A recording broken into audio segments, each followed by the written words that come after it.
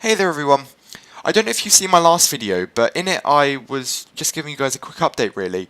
About 25 minutes ago I was in an internet TV show called The Stream, and in it there were four males, me included, a nutritionist expert, an actor, and another recovered anorexic.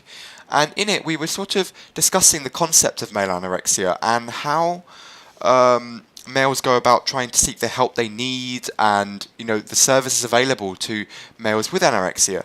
And that brings me on nicely to the first question that I got from someone. It's from a male who has anorexia, and he's asking me how does he go about reaching out to the people to try and get the help that they need.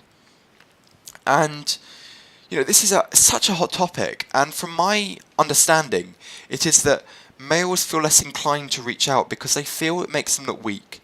And this is completely not true. It really takes a stroke of bravery to say that you have a problem and that you want to do something about it. The fact of the matter is, people who you are close to will know what is going on, and that's because they see you on a day-to-day basis. However, they might not reach out to you that quickly. And this is because, as I said before, anorexia is a disease of control. And, you're controlling your life, you're controlling what you eat, you're controlling what you do. But to some extent also, you're controlling your friend's life.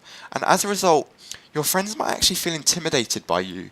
And therefore, they feel as though if they reach out to you, they may get a sort of violent response. And therefore, things might not move forward in the way that they had hoped. So it really takes a stroke of bravery for you to say that you have a problem, and it normally gives your friends relief because they can say, "Oh, good, now I can actually try and do what I think is best." If current estimates are anything to go by, about 40% of anorexics are actually male, and this goes against a sort of heavily publicised idea from the media that anorexia is a disease for females. If more men can reach out and say that they are anorexic and that they want to do something to get better, it might bring us into a whole new age where, anorexia is looked upon as a unisex disorder. The second part to this question actually is related to people who are realizing that their friends are becoming anorexic, and they're wondering how to reach out to them. And one thing that I recommend that you don't do is to do it in a sort of big group. Although you might feel as though, this is a sort of group thing, and therefore, if more people get together, the anorexic might think that more people care.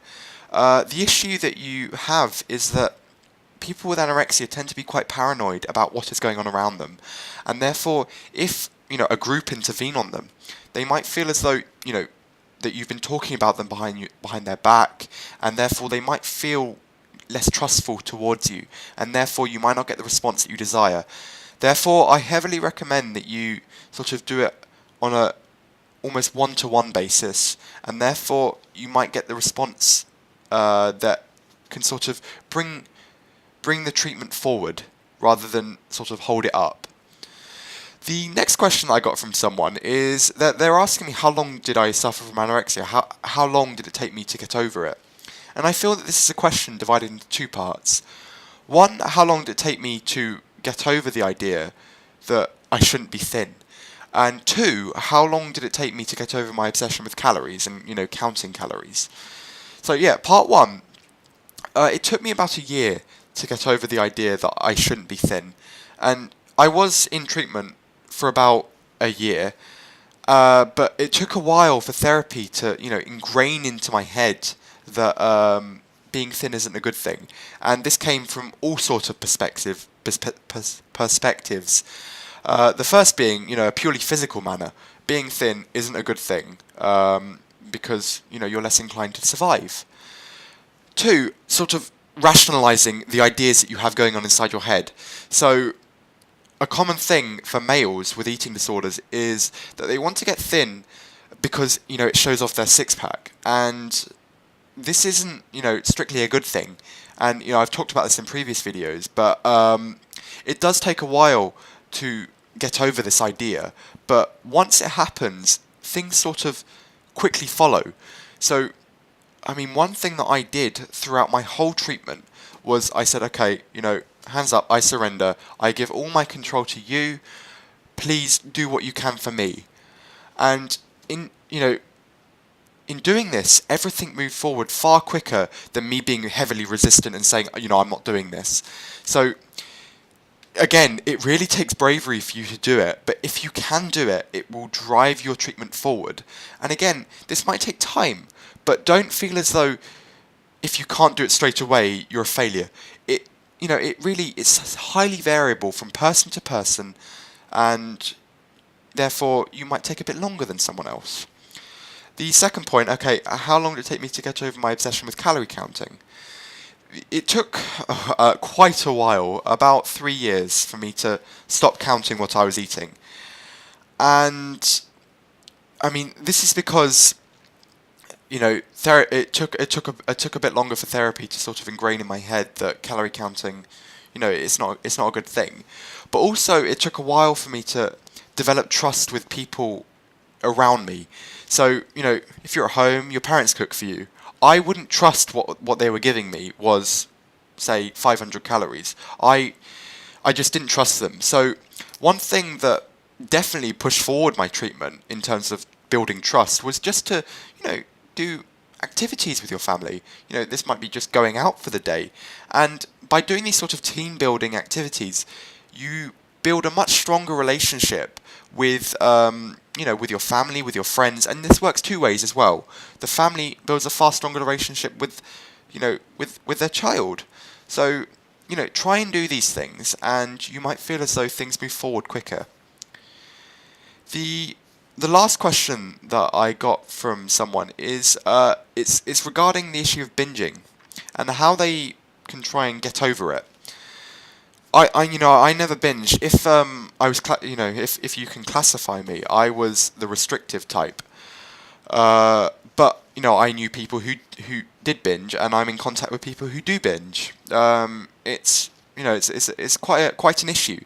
And what you have to realize is that although you are eating, it's pathological. It's not normal eating, and therefore, from your perspective, you should try and stop that and to try and regain normal eating activity.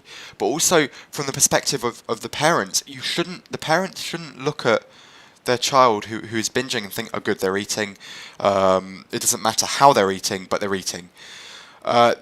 Again, you shouldn't look at it like that, and you should try and stop them binge eating and to try and regain the normal eating behavior.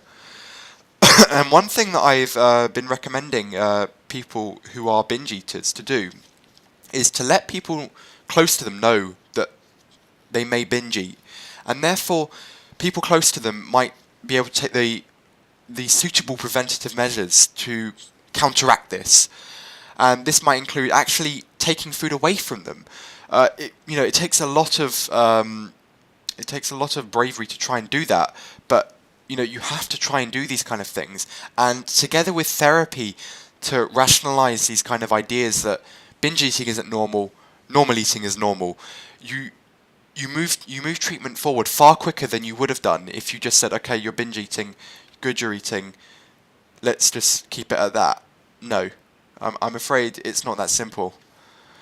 So yeah, that was only 3 questions, but divided into a few parts. I've got a few more questions that I need to think about how to answer, but I'll try and set out these videos as soon as possible.